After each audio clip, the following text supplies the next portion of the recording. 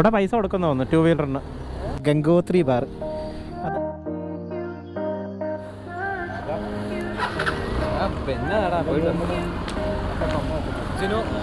അപ്പോൾ ശരി bro, okay bro, thanks for everything. പിന്നെ അപ്പോൾ ഓട്ടെ, ഓക്കെടാ, കാണാം.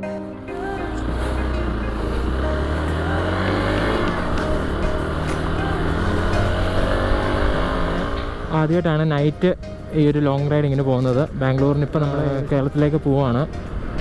നമ്മളിപ്പോൾ ബാംഗ്ലൂർ സിറ്റിയിലാണ്. ഇന്ന് സൺഡേ ആയതുകൊണ്ടും 2 ദിവസം ഇവിടെ ലീവ് ആയതുകൊണ്ടും അധികം ട്രാഫിക് ഇല്ല. നേരെ ഒസൂറാണ് ഫസ്റ്റ് പോകുന്നത്. ഒസൂറിന് പിന്നെ സേലം റൂട്ടായിരിക്കും നമ്മൾ പോകുന്നത്.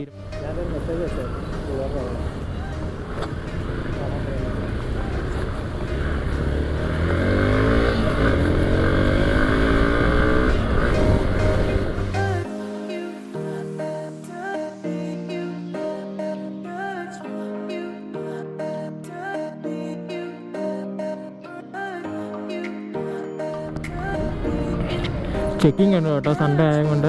ഡ്രിങ്ക് ആൻഡ് ഡ്രൈവിൻ്റെ നല്ല ചെക്കിംഗ് ഉണ്ട്. ഇതുണ്ടോ, ചെക്കിങ് കാരണമുള്ള ബ്ലോക്കാണ് ഈ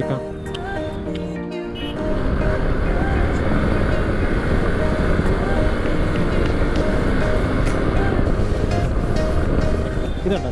ഇത് നമ്മുടെ മടിവാള മാറിയിരുന്ന കാരണം ഗംഗോത്രി ബാർ.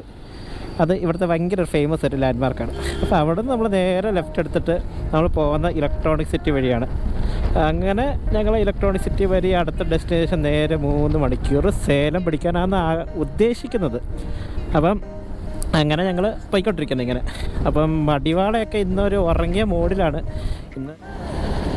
ഇത് നമ്മുടെ ഗംഗോത്രിയുടെ അവിടെ നമ്മൾ ലെഫ്റ്റ് എടുത്തിട്ട് പോയില്ലേ, അപ്പം ആ ഒരു റൂട്ടാണ് ഇത്. ഇവിടുന്ന് നേരെ പോയി കഴിഞ്ഞാൽ നമ്മുടെ ഇലക്ട്രോണിക് സിറ്റി സൈഡ് വരും. പിന്നെ ഇത് കണ്ടോ, ഇങ്ങോട്ടൊക്കെ പോയി കഴിഞ്ഞാൽ HSR, നമ്മുടെ ബലന്തൂർ, ആ ഒരു റൂട്ട് വരും. ഈ ഹൈവേ പണിഞ്ഞ ഒരു എക്സ്റ്റെൻറ്റ് വരെ നമ്മുടെ ട്രാഫിക്കിന് നല്ല ഒരു കുറവ് വന്നിട്ടുണ്ട്. അല്ലെങ്കിൽ സാധാരണ ഭയങ്കര സിഗ് ബോർഡ് ട്രാഫിക് എന്ന് വെച്ചാൽ ബാംഗ്ലൂരിൻ്റെ ഭയങ്കര ഒരു ഫേമസ് ഒരു ട്രാഫിക്കാണ് സിഗ് ബോർഡ്. അത് ഇപ്പോൾ ഇത്ര നേരം ഫ്രീ ആയിട്ട് പോയി. ഇനി ഒരു സർപ്രൈസ് സാധനമായിട്ട് നമ്മുടെ വഴി മുടക്കാൻ വേണ്ടിയുള്ള സംഭവമാണ് ബാംഗ്ലൂർ ട്രാഫിക്. ഈ 2-3 ദിവസമായിട്ട് വലിയ സീനില്ലായിരുന്നു. കാരണം ഈ ഓണവും കാര്യങ്ങളും പരിപാടിയൊക്കെ ആയിട്ടുള്ള എല്ലാവരും വെളിയിലായിരുന്നു. അതാണ് ഇതാണെന്നൊക്കെ പറഞ്ഞിട്ടുണ്ട്. പക്ഷേ ഇപ്പം വീണ്ടും ഒരു ട്രാഫിക്. ഇനി ഇത് കണ്ടോ, നിങ്ങളെ ഞാൻ മാപ്പിൻ്റെ അത് കാണിക്കാം. ഓറഞ്ച്, കുറച്ച് മുമ്പ് അത് റെഡായിരുന്നു, ഇപ്പോൾ അത് ഓറഞ്ചായി. ഇനി ഈ ബാംഗ്ലൂർ ട്രാഫിക് ഇതായിട്ട് ഇങ്ങനെ നിൽപ്പുണ്ട് അങ്ങ് വരെ. ഇനി ഇതിൽ നിന്ന് എങ്ങനെ വെളിയിൽ പോകുന്നതാണ്. അപ്പോൾ ഒരു സിറ്റി ക്രോസ് ചെയ്യാൻ തന്നെ നമുക്ക് അത്യാവശ്യം സമയം പിടിക്കും. ഇത് ഇനി നമ്മുടെ ഇലക്ട്രോണിക് സിറ്റി 5 കയറാൻ പോകുന്നത്. ഹോപ്പ് സോ അവിടെയെങ്കിലും ഒരു ട്രാഫിക് കുറഞ്ഞിട്ട് ഇവിടെ നിന്ന് എസ്കേപ്പ് ആകാൻ വേണ്ടിയുള്ള എന്തെങ്കിലും വഴി പറ്റുമായിരിക്കും. നോക്കാം. ഇതുണ്ടോ, ഞാൻ പറഞ്ഞില്ലേ ആ ഓറഞ്ച് മാറിയിട്ട് റെഡായിട്ടുണ്ട് ഇവിടെ. അപ്പം ട്രാഫിക് കൂടുതൽ തന്നെയാണ്. ഇതാണ് ബാംഗ്ലൂർ ട്രാഫിക്. എന്തൊരു അടിപൊളി. വണ്ടി ഫസ്റ്റ് കയറിയെന്ന് നീങ്ങത്തേയില്ല. പിന്നെ നമ്മുടെ അച്ചായന്മാരൊക്കെ അറിയാമല്ലോ, അതാണ്ട് ഇപ്പോൾ ഇടിക്കും പിന്നെ ഇടിക്കും എന്ന് പറഞ്ഞുകൊണ്ട് കുത്തി കയറ്റി അങ്ങ് വെച്ചേക്കുക വണ്ടി. ഇവിടെയൊക്കെയാണ് നമ്മുടെ അതിൻ്റെ അകത്ത് വീഡിയോസൊക്കെ കാണത്തില്ല നമ്മൾ ഇൻസ്റ്റാഗ്രാമിലൊക്കെ വന്നിട്ട് ഈ വഴക്കൊക്കെ ഉണ്ടാക്കുന്ന രാത്രിയൊക്കെ. ആ ഒരു സിസ്റ്റമൊക്കെ ഈ ഒരു ഏരിയയിലൊക്കെയാണ് നമുക്ക് കാണാൻ പറ്റുന്നത്. ഇതുണ്ടോ, ഇങ്ങനെ എടുക്കുന്നുണ്ട്. നല്ല ബോധമുള്ള റൈഡേഴ്സാണ് എല്ലാവരും. നമ്മുടെ വണ്ടി പോലത്തെ ഒരു വേറൊരു വണ്ടി. ആ ചെങ്ങായി ഇങ്ങോട്ട് പോവാ. Hi bro. This is the beautiful electronic city flyover.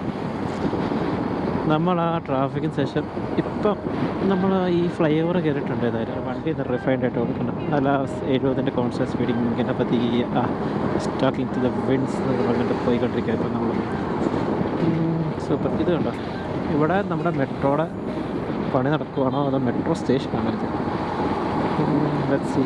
എന്താണ് കന്നഡയിലാണ് എഴുതി വെച്ചേക്കുന്നത്. 60% കന്നഡ എന്നൊക്കെ പറഞ്ഞത്. അതുകൊണ്ട്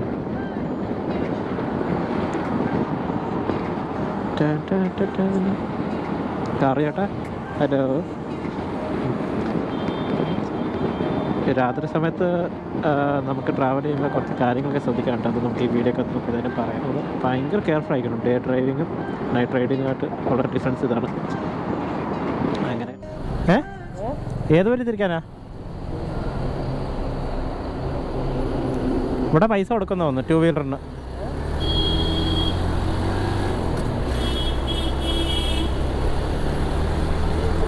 ഇവിടെ പൈസ കൊടുക്കണം 2 വീലറിന്. ക്യാഷ് ആയിട്ടുണ്ടോ കയ്യിൽ?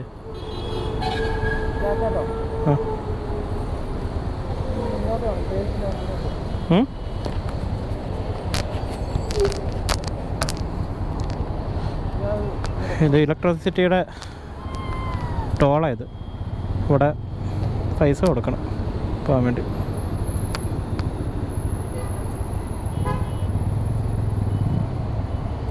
ബൈക്കിന് അറിയത് ഇലക്ട്രോണിസിറ്റിയുടെ എന്താണ് ഇതാണ്.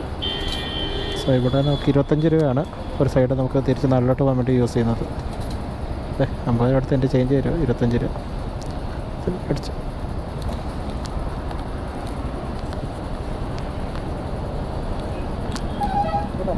ആ ഇതാണ് ടിക്കറ്റ്. ഒക്കെ ഭയങ്കര ചടങ്ങാണ് ശരിക്കും. 2 വീലർ 25 റുപ്പീസ്. നല്ലൊരു തിരക്കുള്ളൊരു ഏരിയ ഇത്. എടാ ഒന്ന് സൈഡിലൊക്കെ ഒന്ന് ഒതുക്കിയടാ, നമുക്ക് ഈ പേഴ്സും സാധനങ്ങളൊക്കെ ഒന്ന് എടുത്ത് വെക്കാമായിരുന്നു. അങ്ങനെ 120 കിലോമീറ്റർ കഴിഞ്ഞു കേട്ടോ. അതാണ്ട് കൃഷ്ണഗിരി കഴിഞ്ഞിട്ട് ക്രോസ് ചെയ്തിട്ട് ധർമ്മപുരിയുടെ വഴിയിലോട്ടതിപ്പം. അങ്ങനെ ഫസ്റ്റ് നമ്മുടെ സ്റ്റെല്ല വണ്ടിയുടെ പേരാണ്. അപ്പോൾ സ്റ്റെല്ലിനെ പെട്രോൾ അടിക്കാൻ വേണ്ടി കയറ്റിയിട്ടുണ്ടായിരുന്നു. അപ്പോൾ അങ്ങനെ വലിയതായിട്ടൊന്നും ചിലവായിട്ടില്ല. വേണ്ട നോക്കിക്കഴിഞ്ഞാൽ 570 രൂപയ്ക്ക് ഫുൾ ടാങ്കായി. അത്രേ സ്പെൻഡായിട്ടുള്ളൂ പെട്രോൾ. വേണ്ട ആശാൻ ഇവിടെ പെട്രോൾ എന്തോ ചെയ്യുന്നത്? വൈസർ ക്ലീനിങ്ങാണ്. അങ്ങനെ ഈച്ചടിച്ച് സീനായിരിക്കും. അതുകൊണ്ട് പിന്നെ ഇതാണ് ഞങ്ങളുടെ വെള്ളക്കുപ്പി കണ്ടോ എങ്ങനെയുണ്ട്? നൈസില്ല. 2.5 ലിറ്റർ എങ്ങാണ്ടുണ്ട് ഇതിൻ്റെ അകത്ത്. നമ്മളെപ്പോഴും ഹൈഡ്രേറ്റ് ആയിട്ടിരിക്കുന്നത് കണ്ടോ.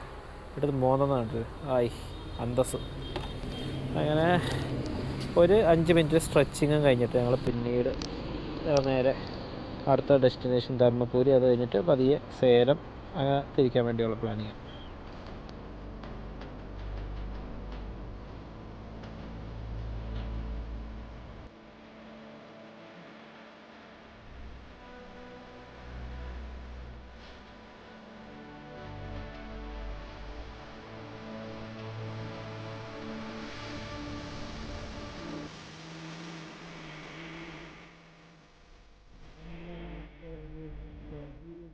ഏകദേശം 8 മണിക്കൂർ കഴിഞ്ഞു കേട്ടോ നമ്മൾ റൈഡ് സ്റ്റാർട്ട് ചെയ്തിട്ട്.